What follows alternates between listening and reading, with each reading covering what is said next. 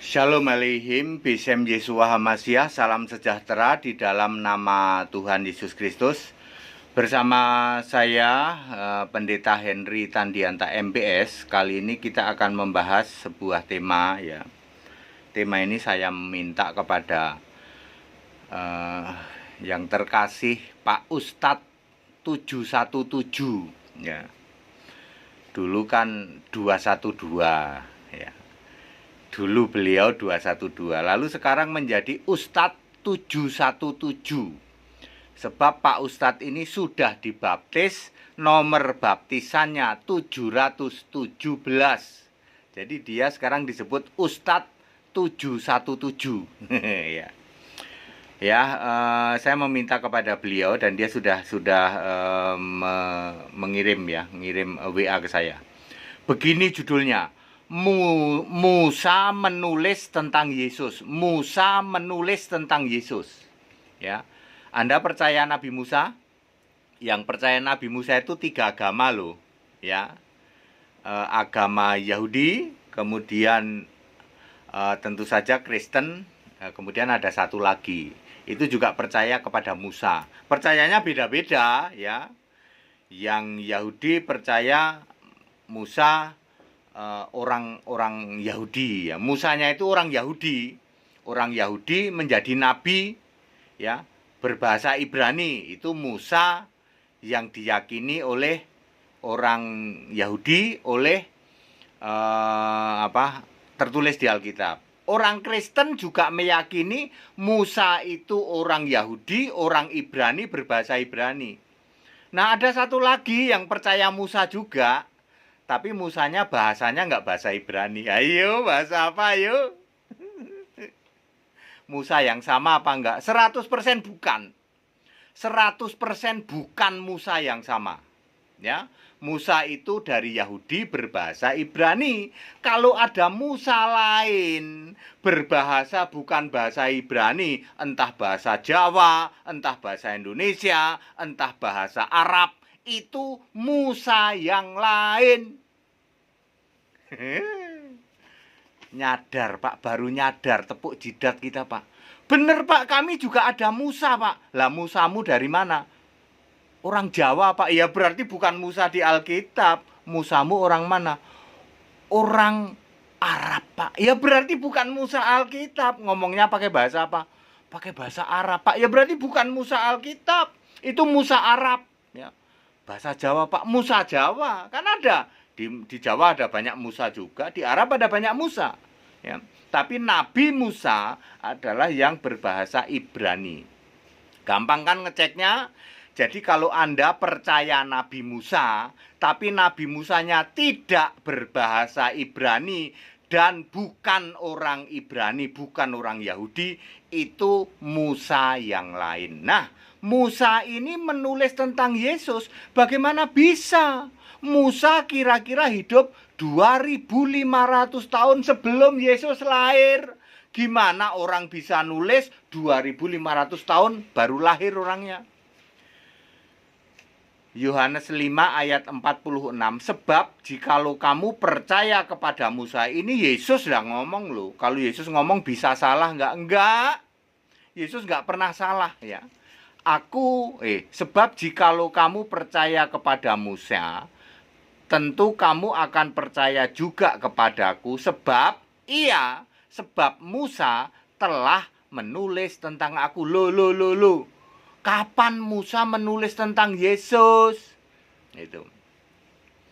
Ya, bisa jawab enggak? Tar dulu Pak, jangankan jawab Musa menulis tentang Yesus. Kita ini kaget Pak. Ternyata Musa yang kami yakini bukan Musa Yahudi lah. Dicek aja bahasanya bahasa apa. Iya Pak, bukan bahasa Ibrani Pak. Berarti bukan Musa Yahudi, bukan Nabi Musa Pak, bukan. Ya nabi yang lain, ya toh. Musamu bahasa Jawa kan? HTD sing ada lawan. Makanya saya kalau ditanya tentang Nabi Musa udah nggak ada yang nanya, nggak ada yang berani nanya Nabi Musa tuh. Para mu'alaf itu nggak ada yang berani nanya Nabi Musa. Sekali saya tanya Musamu pakai bahasa apa, langsung kelabakan dia. Ya, iya ya Pak, beda ya Pak, beda. Ya, Allah berfirman kepada Musa pakai bahasa Ibrani. Kalau tiba-tiba pakai bahasa Jawa, Musa nggak bisa bahasa Jawa. Pakai bahasa Arab, Musa kagak bisa bahasa Arab. Jadi Allah berfirman kepada Musa pakai bahasa Ibrani. Itu baru Nabi Musa yang asli. Seli. HTD sing ada lawan. Lah iya, very clear begitu kok. Ada nggak pendeta bisa membedah kayak gini? Ternyata Musanya beda ya Pak, beda. Kalau Musa yang diyakini Yahudi dengan Musa yang diyakini Kristen sama. Sama-sama Nabi Musa, sama-sama yang belah laut, sama-sama berbahasa Ibrani. Kalau Musanya pakai bahasa lain, yang orang dari asalnya lain, mungkin yang dibelah bukan laut. Jangan-jangan bukan laut yang dibelah. Ayak-ayak wae. Musa menulis tentang Yesus. Keluaran 3 ayat 14. Aku adalah aku. Dulu ya aku, sekarang ya aku, selama-lamanya ya aku. Linknya Wahyu 1 ayat 8. Aku adalah Alfa dan Omega, yang ada dan yang sudah ada dan yang akan datang, yang maha kuasa. Jadi aku adalah aku itu adalah Alfa Omega. Siapakah aku? Wahyu 22 ayat 16. Aku Yesus, bukan aku Yahweh, bukan aku Bapa. Jadi Musa menulis tentang Yesus. Clear? Very clear. Keluaran 3 ayat 15. Namaku untuk selama-lamanya dan sebutanku turun-temurun. Namaku yang selama-lamanya, nama sebutanku yang selama-lamanya itu apa? Tadi sudah dijawab. Alfa, Omega, Wahyu 1 ayat 8. Itu namaku untuk selama-lamanya. Nah, yang turun-temurun mana? Yang turun-temurun Efesus 3 ayat 21. Yaitu nama Kristus Yesus, itulah turun-temurun untuk selama-lamanya. Jadi valid, Musa menulis tentang Yesus.